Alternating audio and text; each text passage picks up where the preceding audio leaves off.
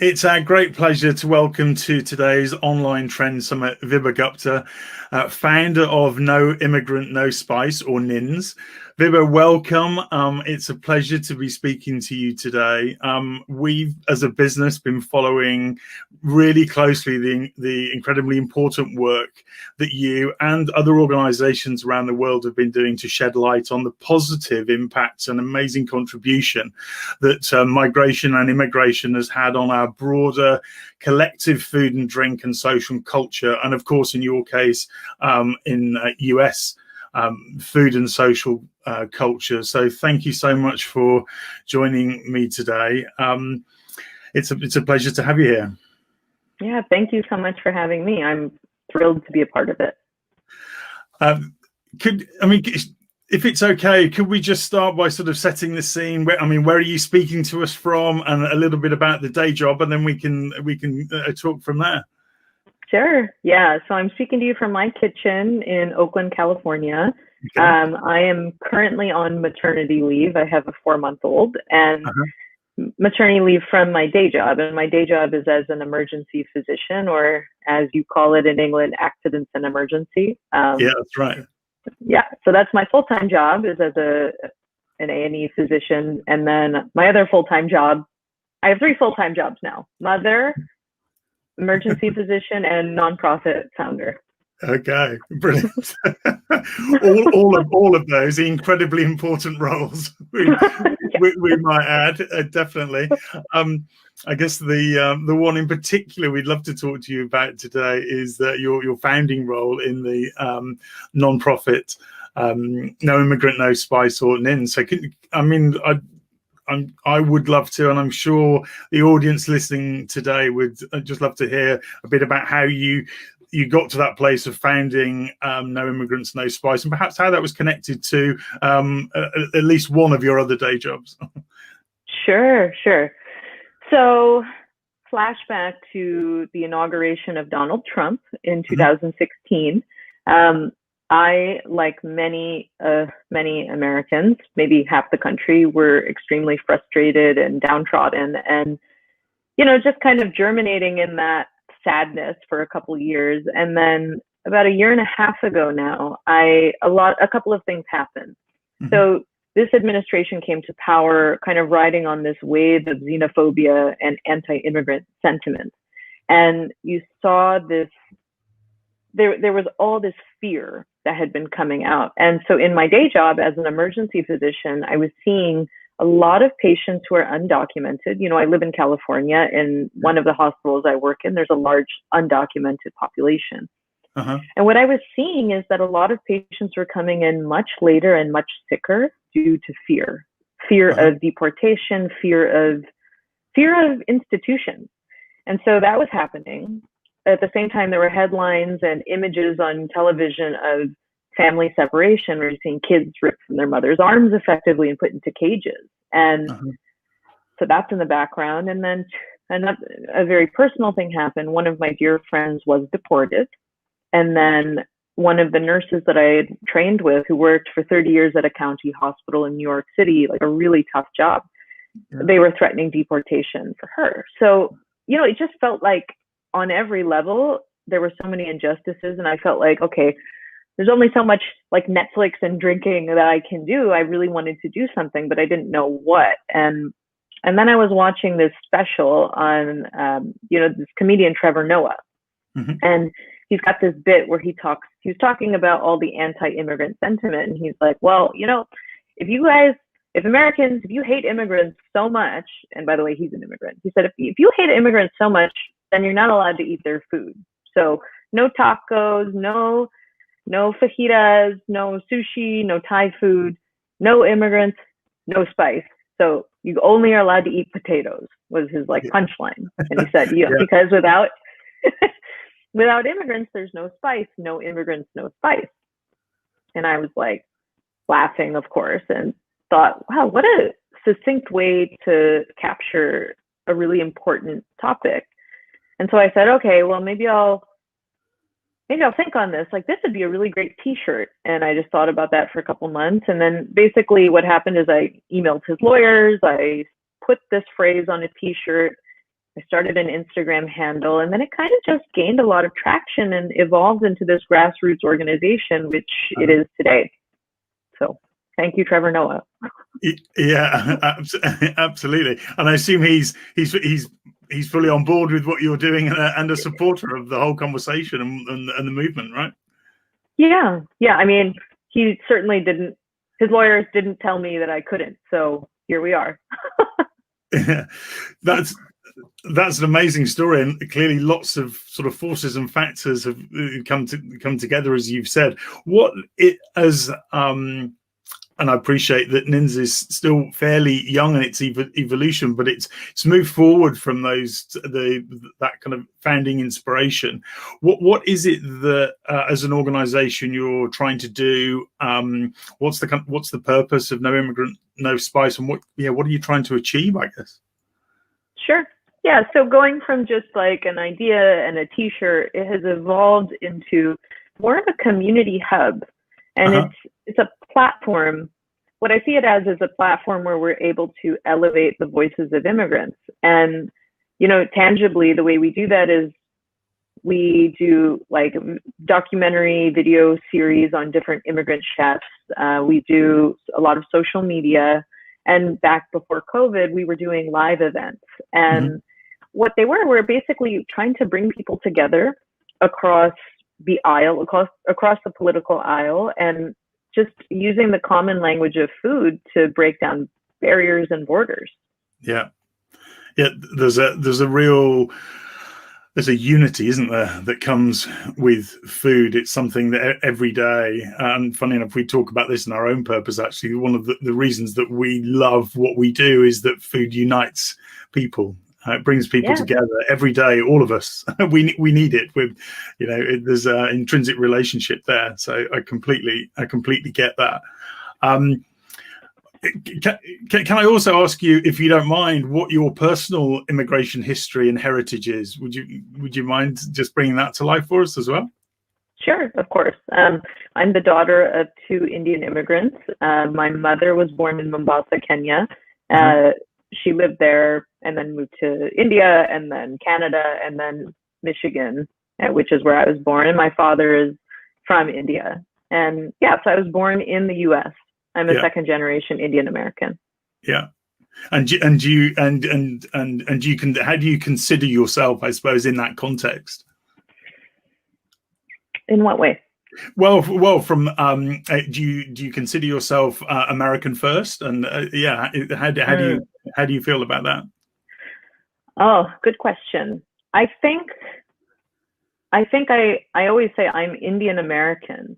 Yeah. And it's funny because many people who are like, we say third culture kids or from the diaspora, we have these hyphenated identities, but just because of the way America is and being quite a small minority, I think most people see me and look at me and think, oh, she's Indian or some sort of brown person. And when I've been to India, which I've gone 3 times, and I am viewed there as a Turungi, a very much a foreigner, because you can just tell. So I kind of, to me, I myself, I just say like I'm Indian American, and I end up, the people I surround myself with are also people who are kind of like in the diaspora and kind of on the fringes in some ways based on the religions we practice, the people we interact with, the people we marry. So it's a huge part of, I'm very proud of my heritage, and yet I refuse to be defined by some of the more patriarchal parts of my heritage. So, hyphenated.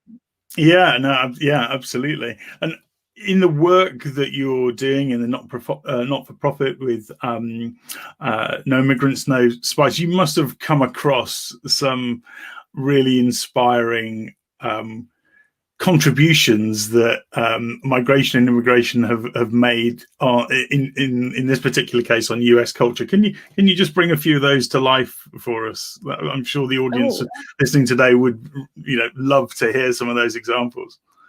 Absolutely. In every facet of American culture, we have the influence of immigrants. So, it's just starting in like American food culture. We actually have a very rich history of indigenous food culture that is now like really coming to life that you're seeing. But beyond that, like everything that has come here has really come through foodways of immigration. And I think we could touch on that later, but you know, besides food itself, I mean, we have a pandemic right now that's ravaging our country, and who are the people on the front lines? They're physicians and nurses and techs and frontline workers who really are, many of them, over 50% of that frontline population are immigrants.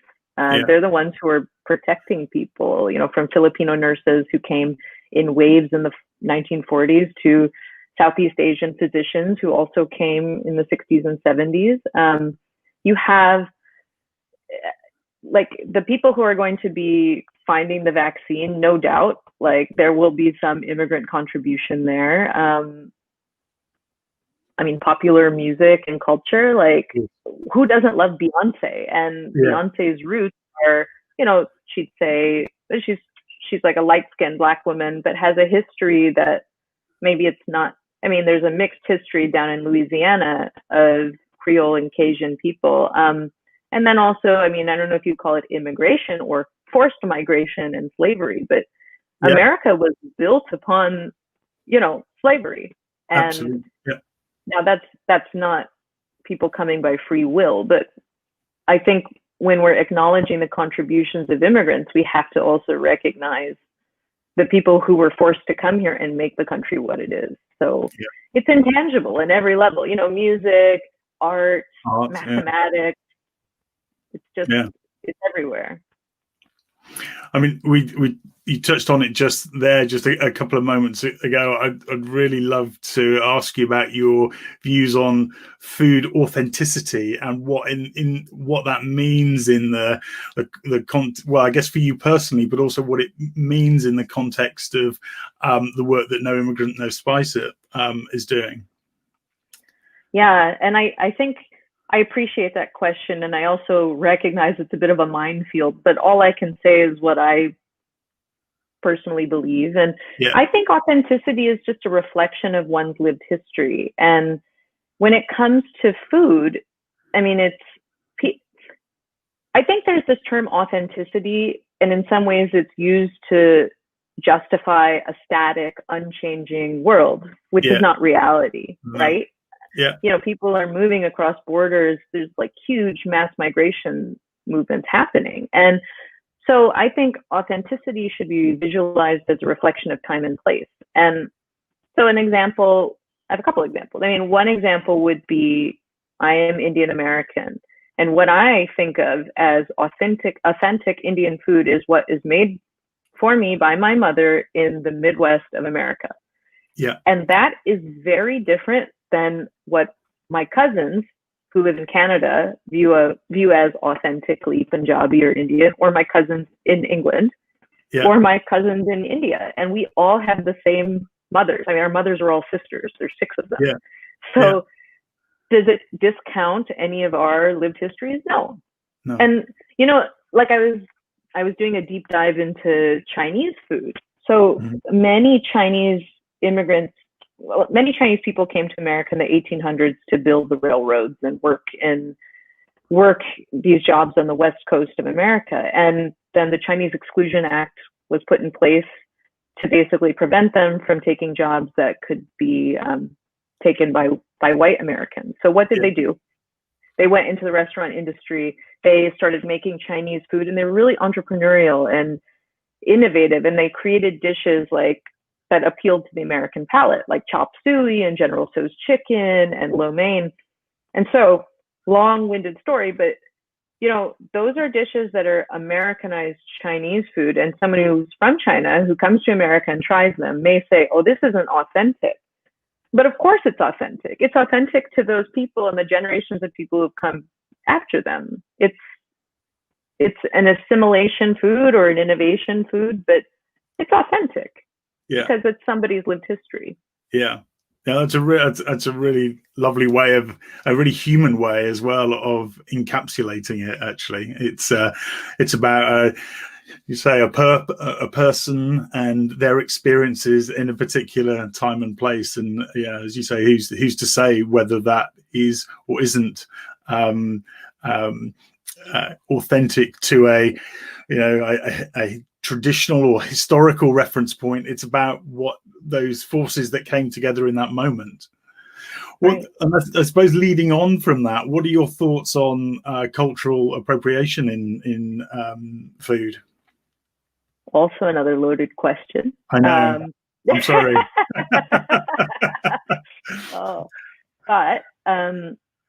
But I think, again, I think cultural appropriation is about intent. So what is the intent behind making a cuisine?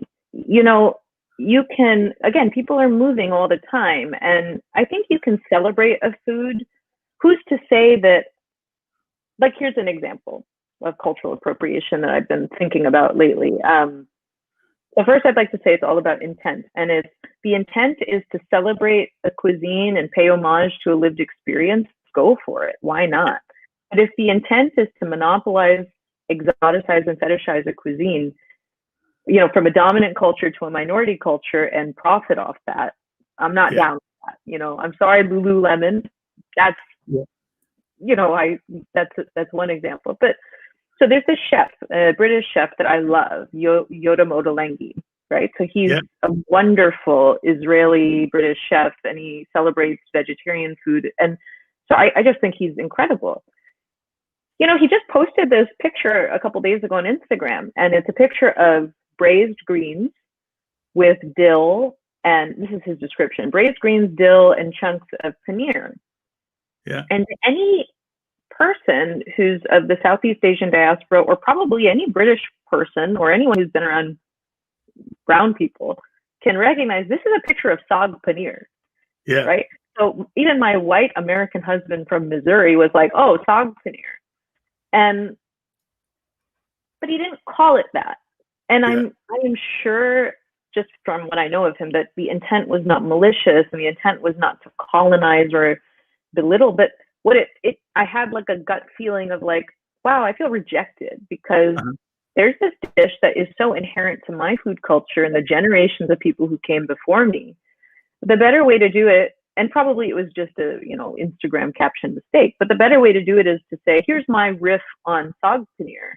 Yeah. And that would make you feel included, and I would love to try it, right? Like, I'd love to celebrate his riff, because I'm sure it's delicious, and he has every right to make it. You know? Yeah. He's an amazing chef who's around the diaspora and lives in London. So why not make it, but call it what it is as well? Yeah. And okay, that's great, because I think you're right. It is it's a topical conversation right now, and that's a really good way of bringing it to life with a real live example, which I think is what everybody watching today would want to see and hear. So thank you for that. That's great. I suppose thinking to the future, what's your hope for the future with regard to how narratives evolve with around race and food together? Really, what do you hope the future looks like from that point of view? My hope is that food, as you said, that food could be used as a great unifier and as a common language and a way to break down barriers, not to put up walls. I think my hope is that food narratives can really explore below the surface. See, talk about not just the dish that you've created as though you've created it in a vacuum, but acknowledge the history that's come behind it, and to kind of humanize people through food. I mean, that's the goal of my organization. It's to tell those stories. So I see food as like a boundary breaker if it's discussed and treated in the correct way. Yeah. And I suppose the converse of that,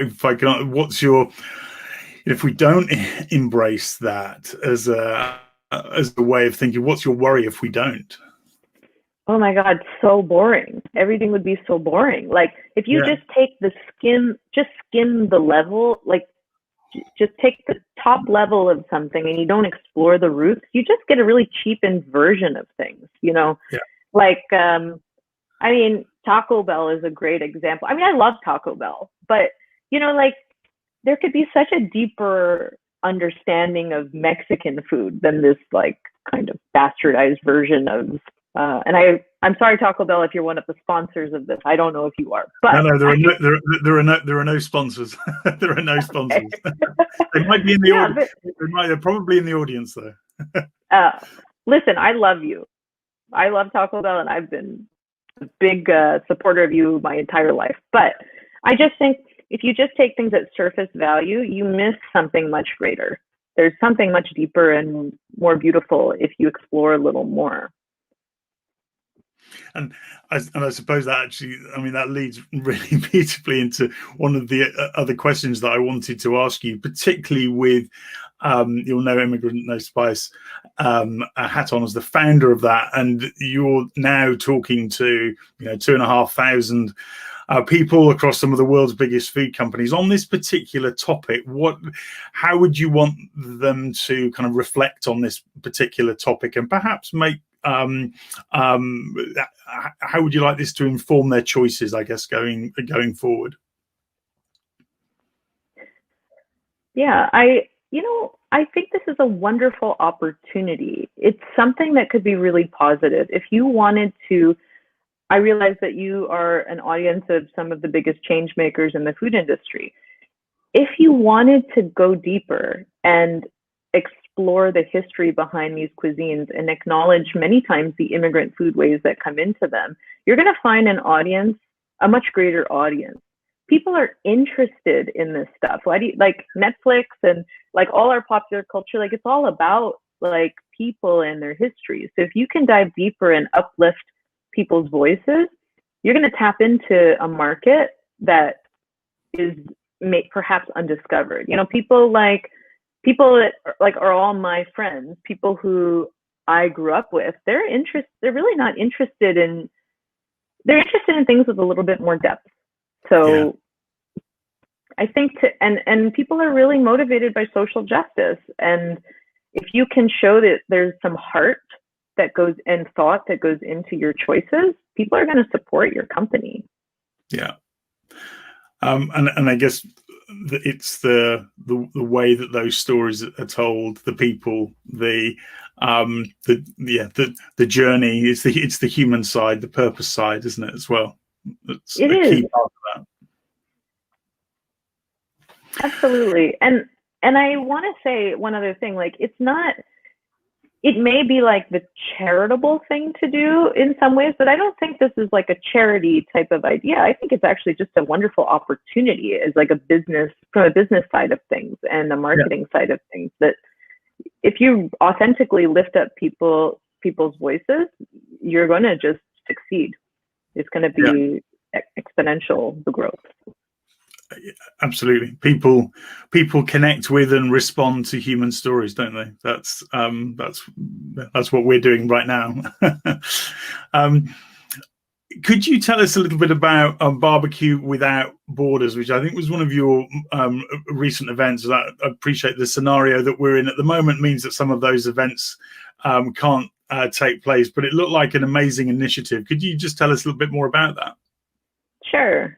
So BBQ Without Borders was kind of the tentpole event, the culmination of like months going up to of this campaign that we had. And what it was bringing together 5 different immigrant chefs and saying to them, we want you to serve a dish that, and the only thing that any of these dishes have in common is that they were all kissed by flame.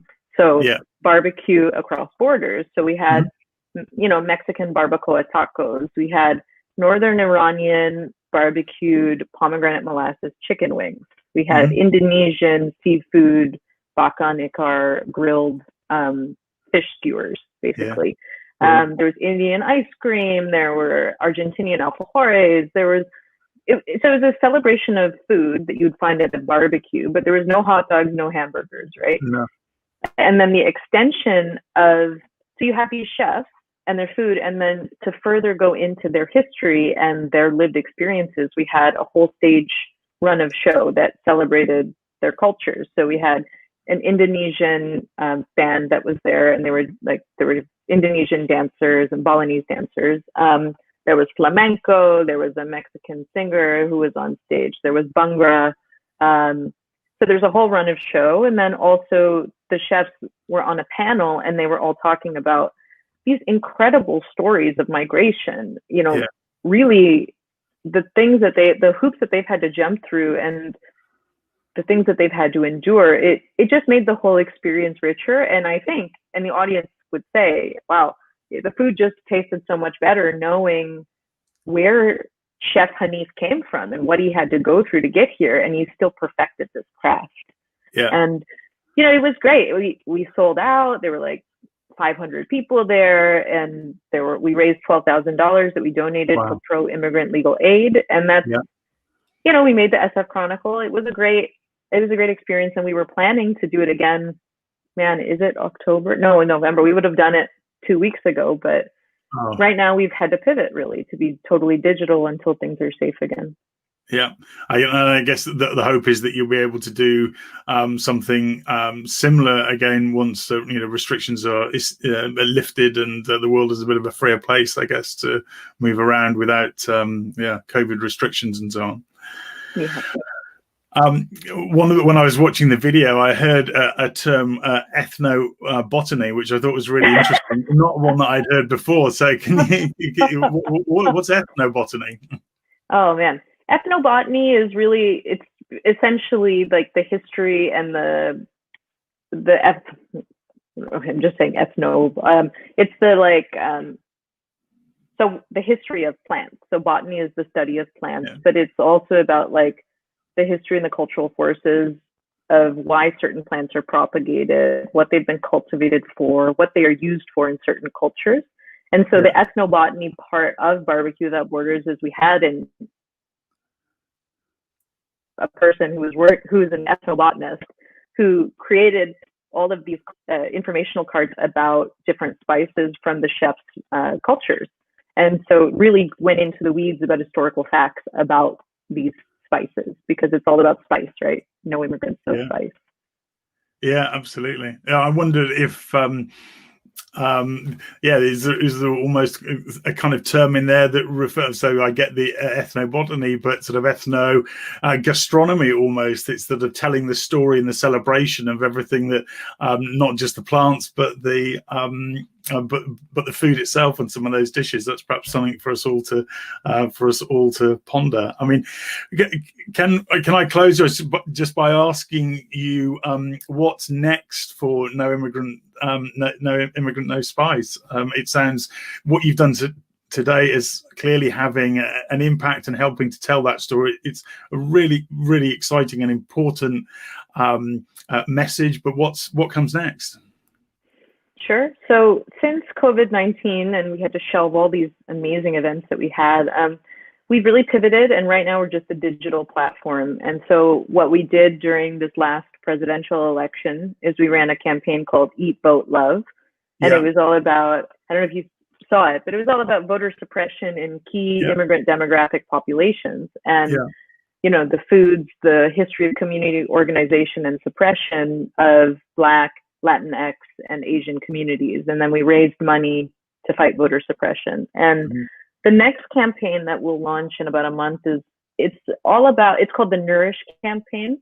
And what we're doing is leveraging traditional postpartum wisdom in immigrant communities here.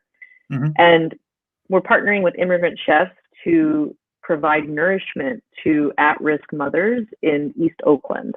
Because at least in America, there's very tremendous health disparities in women who give birth in certain communities. So we're exploring like traditional postpartum foods in, the Chinese community and the Moroccan community, like foods that heal.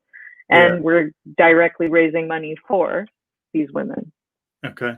That sounds... But the future, BBQ Without Borders post-COVID, it's going to happen. Definitely. We'll see when. Yeah, definitely. Well, we'll absolutely love to keep up to speed with what you do with that. I mean, it sounds like, I've been to other festivals that celebrate barbecue in different parts of the world, and it's just a magnet to bring together people from all sorts of different gastronomic backgrounds, and it's that unifier, and who doesn't love flame licked food? Definitely. Absolutely. Vibha, thank you so much for sharing your personal experiences and motivations by No Immigrant No Spice. It's an incredibly important and significant topic, and one that you brought to life in a really understandable and human way. So thank you very much for that. It's been a pleasure to have you as a speaker. And on behalf of everybody watching today, from us all at the Food People, Vibha, thank you for being a part of our online trend summit for 2020 in this new non-physical format for this year. Thank you. Thank you, Charles. Thanks for having me. Absolute pleasure.